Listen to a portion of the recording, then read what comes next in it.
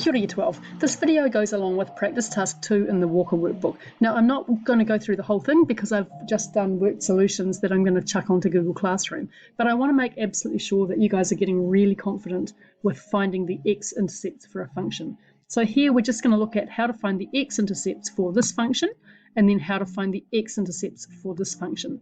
And those of you who've kind of already figured out what we mean by finding the x-intercepts might be going, well, isn't that just the same as solving this function is equal to 0? And yes, that is exactly what it is, right? So I'm looking for the places where the y value is 0.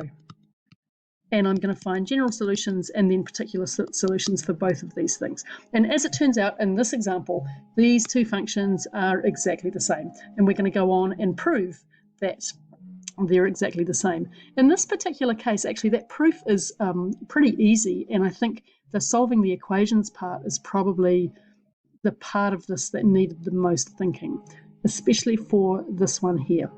Right, so I want you, because we're getting close to the internal, pause the video now and try and solve this first equation equaling 0. And I want you to get both the general solutions, and then we'll get particular solutions. We'll just go between 0 and pi for theta. Okay, so we're solving cos of 4 theta minus 2 sine squared 2 theta is equal to 0. Right, so pause the video, get your pen and paper out and get going on that now. Right, well, the first thing you should have noticed in here is that we don't like having 4 theta here and 2 theta here. The easiest way to switch so that we've got all one angle is to use my double angle formula. So cos of 4 theta is equal to cos of 2 times 2 theta. Sorry about the piano music in the background. Now, looking at this, as usual, we've got 3 choices for my double angle cosine. I can either use 1 minus 2 sine squared 2 theta, or I can use 2 cos squared 2 theta minus 1, or I can use the least useful of them, this one here. And in this case, I know that I've got sine squared of 2 theta here, so the one that I'm going to pick will be this one here. What does that give me? Well, I've got 1 minus 2 sine squared 2 theta minus 2 sine squared 2 theta is equal to 0, leaving me with 1 minus 4 sine squared 2 theta is equal to 0. Now, when I see that, I see a difference of 2 squares, and I factorize it like this. I've got plus 2 sine 2 theta minus 2 sine 2 theta, which gives me 1 plus 2 sine 2 theta is equal to 0. So sine of 2 theta is equal to negative a half, or 1 minus 2 sine 2 theta is equal to 0, giving me sine of 2 theta is equal to positive 1/2. I need to go on now and get general solutions for both of those. Okay, if you've done that just by rewriting it as 1 equals 4 sine squared 2 theta, that's fine, as long as you've remembered that there's a positive and a negative value there. Right, so keeping on going here.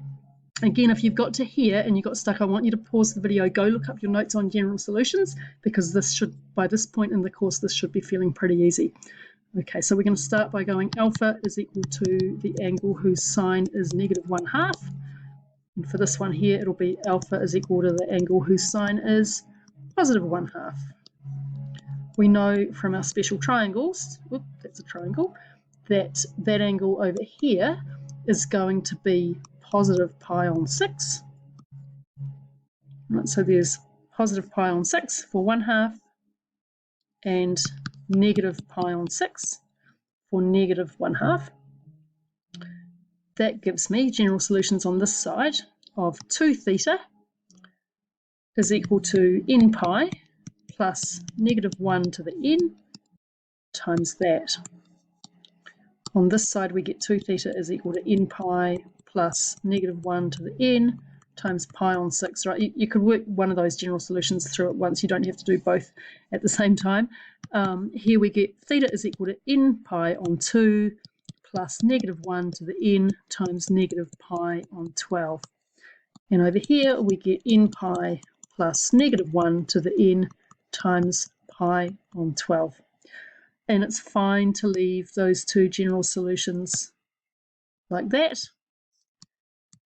Or if you look at it, you can see that what's going on here is that for this one, when I've got even values of n, this will be a negative, and for when I've got even values of n here, this will be a positive. So I could write that combined general solution as this. Right, so that would work fine as well. Okay, right, so that's the general solution done. And now we're going to pick out a few particular solutions. We're looking for the particular solutions between 0 and pi.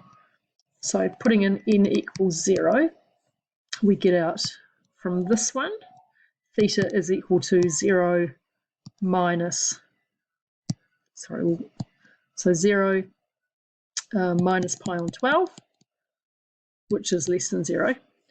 And then for this one here, we get theta is equal to 0 plus pi on 12, which is pi on 12. So that's my first particular solution. And we're looking for particular solutions between 0 and pi. I've just made that up, by the way. There's nothing special about that in this example. That's what I chose to work with. And then for n equals 1, we've got theta is equal to pi on 2 minus pi on 12, or theta is equal to pi on 2 plus pi on 12, which gives me 7 pi on 12 here and 5 pi on 12 here. Okay, and then if we keep going and we do n equals 2, then we get one more. We get pi minus pi on 12. I don't know why there's a weird thing showing up on the pen. Sorry if that's annoying. I guess you can just not watch.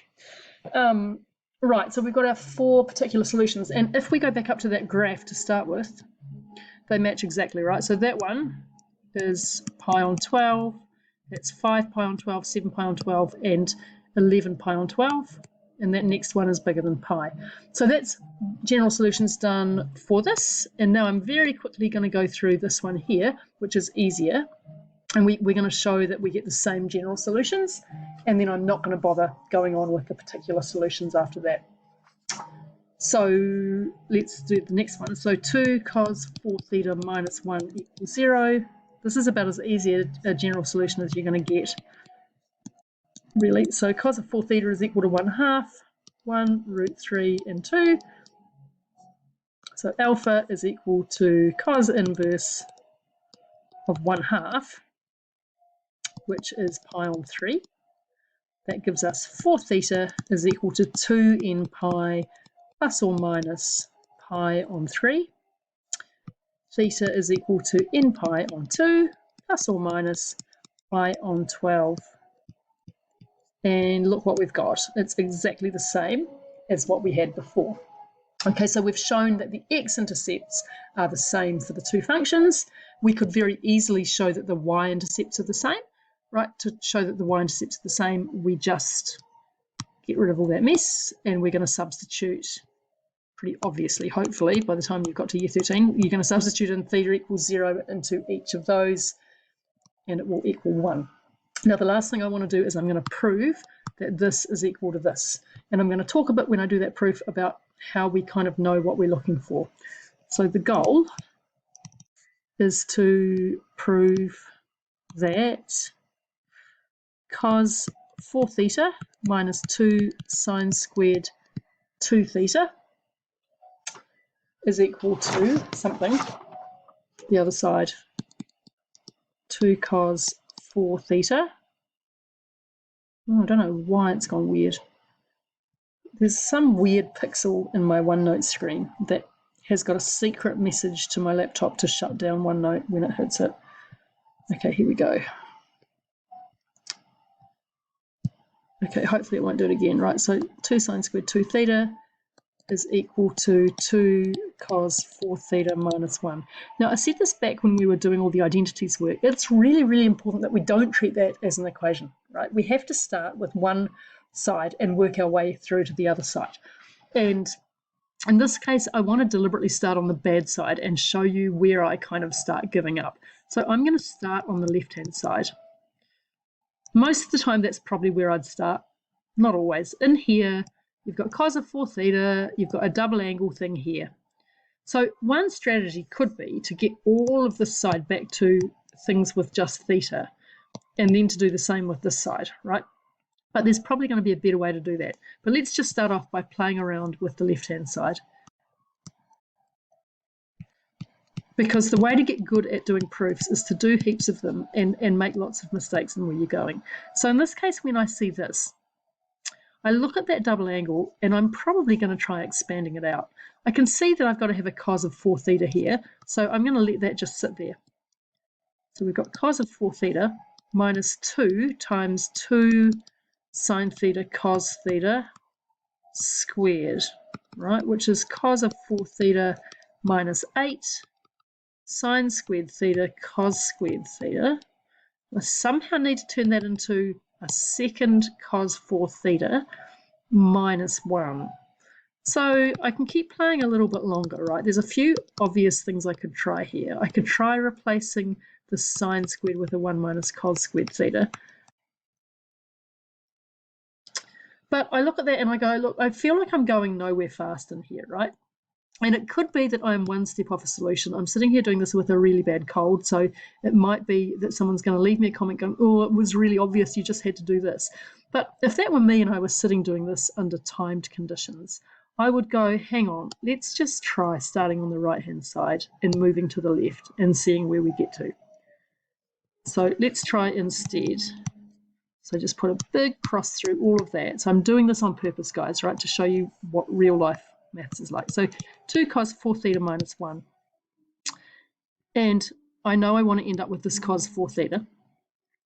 So I'm going to undo my like terms. I'm going to write this as cos of 4 theta plus cos of 4 theta minus 1. That's equal to cos of 4 theta plus cos of 2 times 2 theta minus 1. Again, look where I'm trying to get to. I'm trying to get a sine squared of 2 theta.